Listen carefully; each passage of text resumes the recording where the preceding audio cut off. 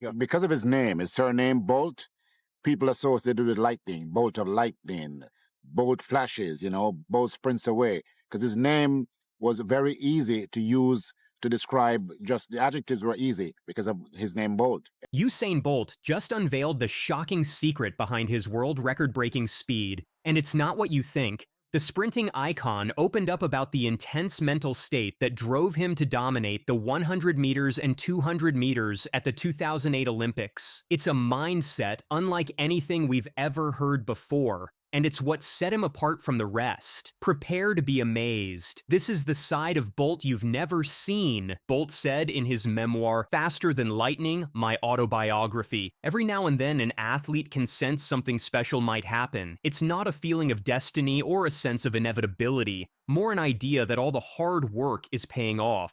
In 2008, everything came together. I felt deadly. I wanted to kill people with my season. This shocking admission offers fans a rare glimpse into the fierce competitive spirit that burned beneath his trademark playful demeanor, challenging the perception many held of the seemingly carefree Jamaican sprinter who captured the world's hearts with his lightning bolt pose and pre-race antics.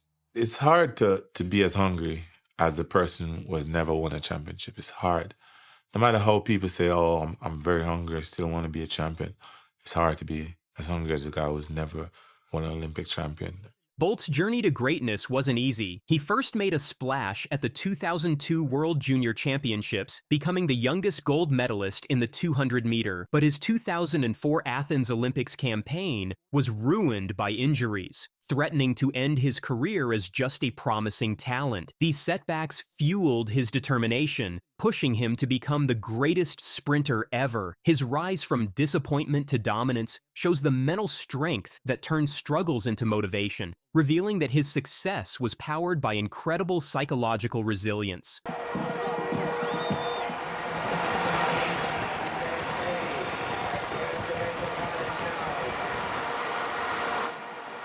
Bolt arrives at the Champs to meet his biggest fans.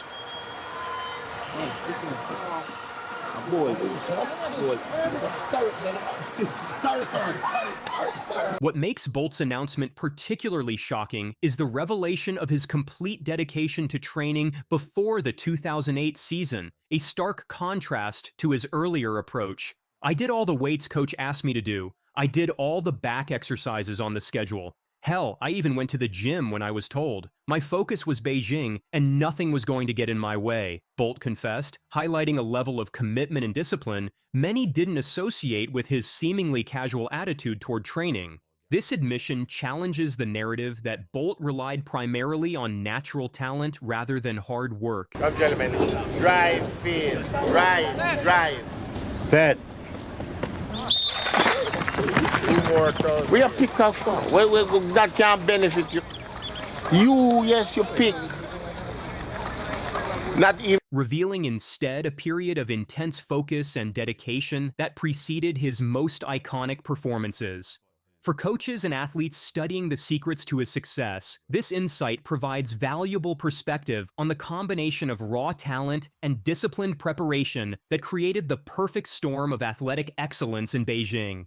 The fact that Bolt had previously been more lenient about his training regimen makes his transformation all the more remarkable, demonstrating how dramatically he altered his approach when he sensed the potential for greatness. It worries me at this point in my career now, at a big stage, that I still have issues motivating myself. The results of this mindset shift were nothing short of extraordinary. In just his fourth race of the 2008 season at the New York Grand Prix, Bolt broke the 100-meter world record for the first time with a stunning 9.72 seconds. This achievement alone would have cemented his place in sprinting history, but it was merely the prelude to even greater accomplishments. At the Beijing Olympics, he lowered the record to an astonishing 9.69 seconds, while famously celebrating before the finish line, a display of dominance so complete that it allowed him to show off his personality even while making history.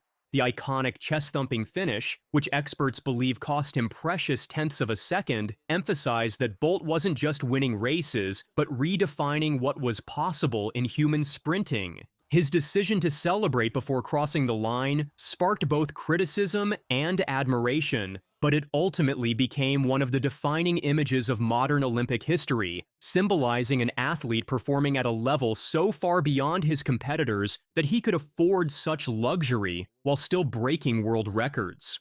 Perhaps the most shocking element of Bolt's recent announcement is his belief that he could have run significantly faster than his current world record of 9.58 seconds set at the 2009 World Championships in Berlin. If I hadn't got injured in the season, I would have broken the record again, Bolt revealed on the Fix podcast, referring to setbacks he experienced in 2011. That year, I was floating. I was running very well, and the coach was excited. It was the first time I heard him say, we were going to race and break the world record. I don't want to lie. I can't remember what year again. If I didn't get injured in the season, I would have broken the record again. I can't remember. Like low height. I think it was 11. 2011. Yeah, because that's what I wanted to ask you about the 2011 World Championships. Yeah, my fast start. That year, bro, I was floating.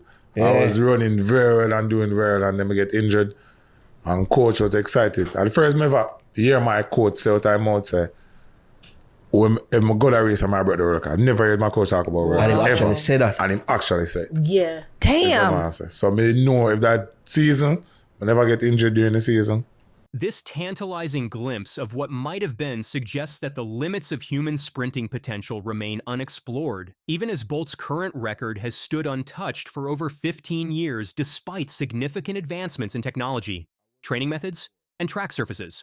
The fact that no other sprinter has come close to his time, Fred Kerley and Trayvon Bromell's 9.76 seconds being the fastest in the last decade, underscores just how far ahead of his era Bolt truly was, while simultaneously raising questions about what barriers might have fallen had injury not interrupted his trajectory. As well back. This is Usain Bolt, the Class 2 champion last year, comes through to win the Class 1 quarter, takes it, Miles is second, and Glenn Gosson. The flash time, 45.4. Usain Bolt, too much for everyone at 45.4, a new champ's record in the Class 1 400 meters.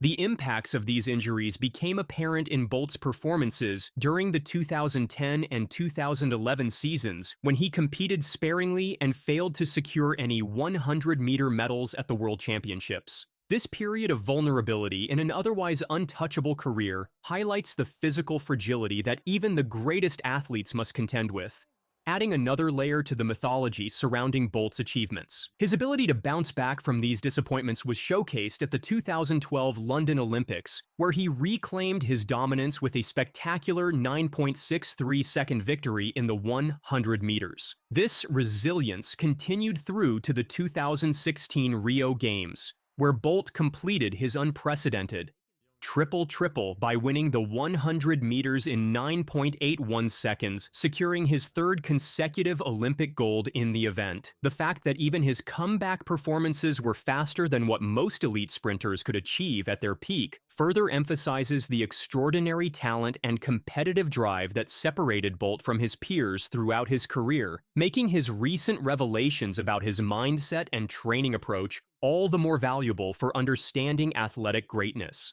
Usain Bolt's shocking announcement not only reflects on his past achievements, but also raises big questions about sprinting's future. Years after his retirement, no runner has come close to his records, even with new technology like super spikes helping athletes improve. His lasting dominance cements him as possibly the greatest track star ever. Bolt's recent insights into his mindset give young sprinters valuable lessons while showing just how high he set the bar.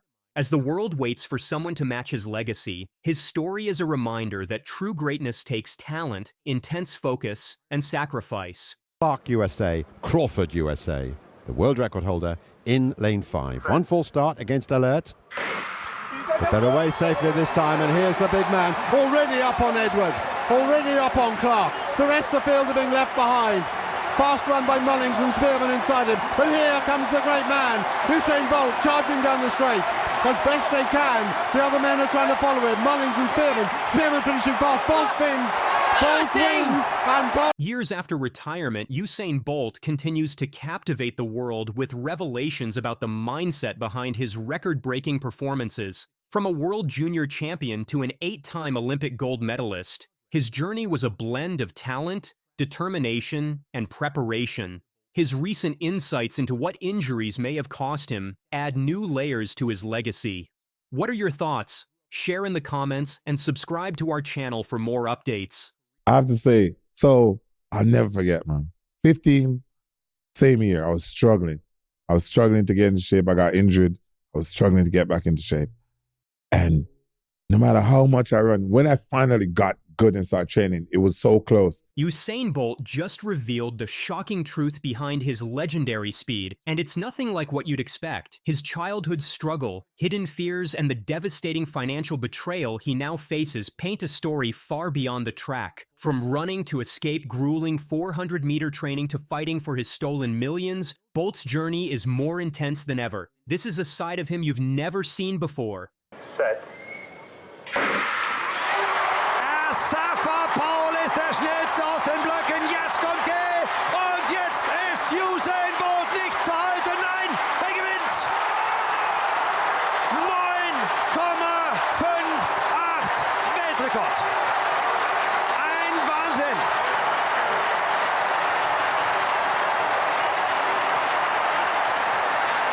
The Jamaican sprinting icon, known for shattering world records with his incredible 9.58-second 100-meter time, shared an unexpected truth that puts his entire career in a new light. When asked about what drove him to become the fastest man on the planet, Bolt's answer left even veteran athletes like Gatlin speechless. "I've never said this before, bro. The only reason, there's no, oh, I want to be like this guy. I just never wanted to run the 400, Bolt confessed, revealing a surprising fear that fueled his legendary performances in shorter sprint events. This startling admission shows a vulnerable side to the typically confident champion that few fans have ever witnessed. The 8-time Olympic gold medalist elaborated on his unexpected aversion. The 400 meters. I didn't care. I didn't care about anything. The fear of the 400, bro. I just didn't want to do it. For a man synonymous with sprinting dominance, this profound anxiety about a specific race distance offers a fascinating glimpse into the psychology behind his incredible achievements. Let's see what Bolt said. The only reason,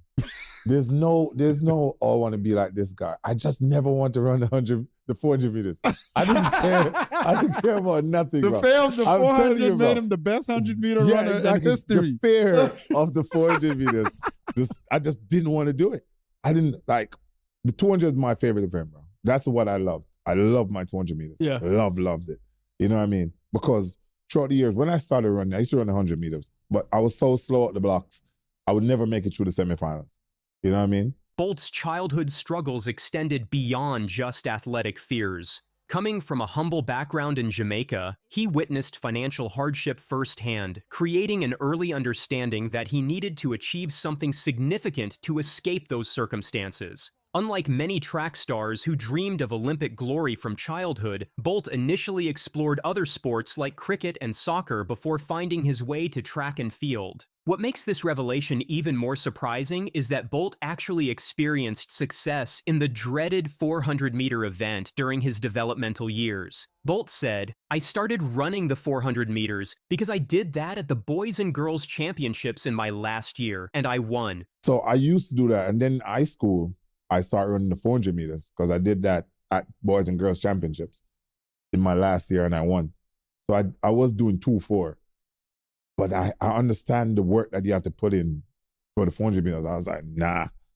So I didn't really have a motivation. I just didn't want to run the 400 meters. Despite this victory, the grueling nature of training for the longer sprint distance left such a negative impression that he redirected his efforts toward the 100-meter and 200-meter events.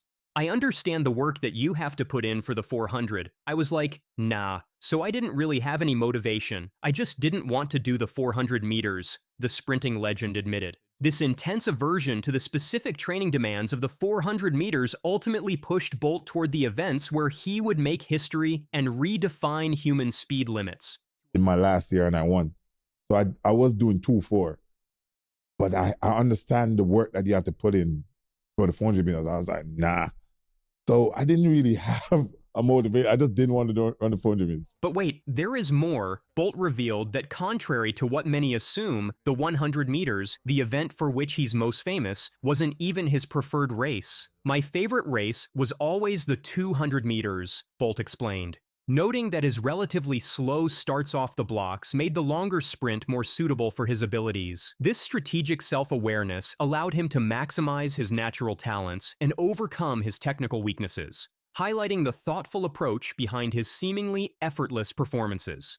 Many spectators perceived Bolt as a natural talent who simply showed up and won races, but this insight reveals the calculated decisions and self-understanding that guided his development into the world's fastest man. His ability to recognize his own weaknesses, particularly his starts, and choose events that minimized their impact demonstrates a level of athletic intelligence that complemented his physical gifts. Usain Bolt's journey to global superstardom was shaped by intense training under coach Glenn Mills, who refined his raw talent by correcting critical biomechanical flaws that hindered his speed and caused strain. Mills's expertise in sprint mechanics helped Bolt fine-tune his technique through drills and video analysis, ensuring he maximized efficiency and minimized injury risks. By the 2008 Olympics, years of meticulous adjustments led to performances that revolutionized sprinting. His historic triple gold victories in the 100 meters and 200 meters from 2008 to 2016 cemented his dominance, while his untouched world records continue to showcase a level of excellence that transcends generations. Yet despite building an estimated $12.8 million retirement fund through his extraordinary career, Bolt now faces a devastating financial crisis. In a heart-wrenching development, his entire savings disappeared in what appears to be a massive fraud case involving Stocks and Securities Limited, SSL, in Jamaica. Nearly 2 years after the discovery of the missing funds, Bolt's frustration is growing as authorities have made little progress in recovering his money. This financial tragedy adds another painful dimension to Bolt's story, threatening the security he worked so hard to establish through his athletic achievements. For an athlete who grew up witnessing financial hardship firsthand and spent his career securing his future, this blow is particularly cruel. The situation is especially concerning given how short the career span of most professional athletes tends to be, with many having just a brief window to earn enough to support themselves throughout their post-competition lives. Unlike some sports that offer massive long-term contracts, track and field athletes typically rely heavily on competition winnings, sponsorships, and wise investments to secure their financial futures, making this loss even more devastating for someone who appeared to have done everything right in planning for life after athletics. It's been 2 years and we not really hear much really come, you know? Bolt shared, his patience clearly wearing thin. The sprinting legend, once hopeful that the government and banking system would take swift action, now sounds disillusioned. We leave it up to them, but that team says, yo, we start do something. 2 years now, and no, we not getting positive feedback from nothing, from nobody.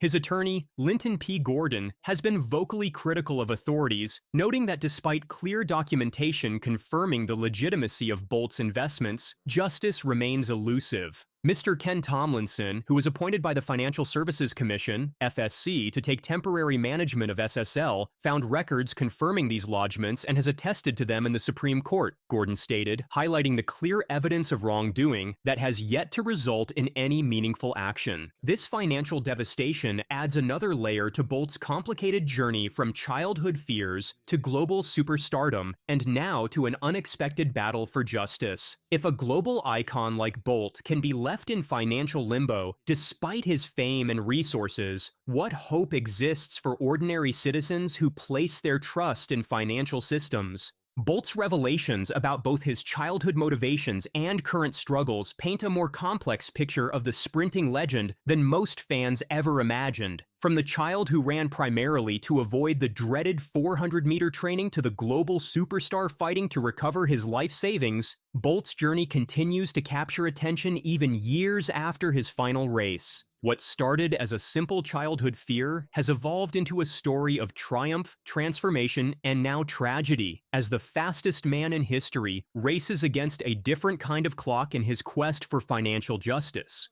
The world watches as Bolt confronts this new challenge with the same determination that once propelled him down tracks around the world, proving that sometimes the most difficult races happen off the track. What are your thoughts on this? Share them in the comments and subscribe to our channel for more updates.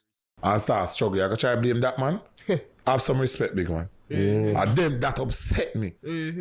Them things when me hear about it, me I say, what? The story began at Jamaica's prestigious Racers Track Club, where coach Glenn Mills transformed raw talent into Olympic medalists. Blake joined the club in 2009, following Bolt's extraordinary success at the 2008 Beijing Olympics. Under Mills's guidance, Blake achieved remarkable results, including silver medals in both 100 meters and 200 meters at the London Olympics. The training environment at Racers Track Club fostered multiple champions, with Mills's expertise playing a crucial role in developing world-class sprinters. These achievements made the recent criticism even more surprising to many in the track and field community. Come, gentlemen. Drive, field. Drive. Set. Immortal. We are pick up for. That can't benefit you. Yes, you pick. Not even fractionally big. Bolt's defensive mills came with specific examples of the coach's impact. Blake is the second fastest man in the world, while Warren won a bronze at the Olympics and silver at the World Championships, Bolt said. Blake second fastest man in the world. This man say Warren win Olympic bronze medal, world champion silver medal. Yo, the man take it from hurdles because his knee was a problem. So he has to get injured. My coach stop it from hurdles and carry go at 200 and turn in a star. Blake had come from struggling from Diego with a back problem and turn in a star. All these athletes, Bailey Cole, turn in a star. And then now, because you decided to now not do what you were supposed to do. He detailed how Mills adapted training methods for each athlete, including shifting Warren Weir from hurdles to the 200 meters due to knee problems. The 8-time Olympic gold medalist highlighted Mills's ability to identify and nurture talent, transforming athletes with physical limitations into international stars. These successes made the recent criticism seem particularly ungrateful in Bolt's view. But wait, there is more. The controversy deepened when Bolt revealed specific instances of athletes not following Mills's guidance. He described how Warren Weir would skip training sessions for trips to Florida, compromising his preparation. Blake's case proved equally concerning, with Bolt noting how he often ignored Mills's injury management advice. These revelations painted a picture of athletes potentially sabotaging their own success by disregarding professional guidance.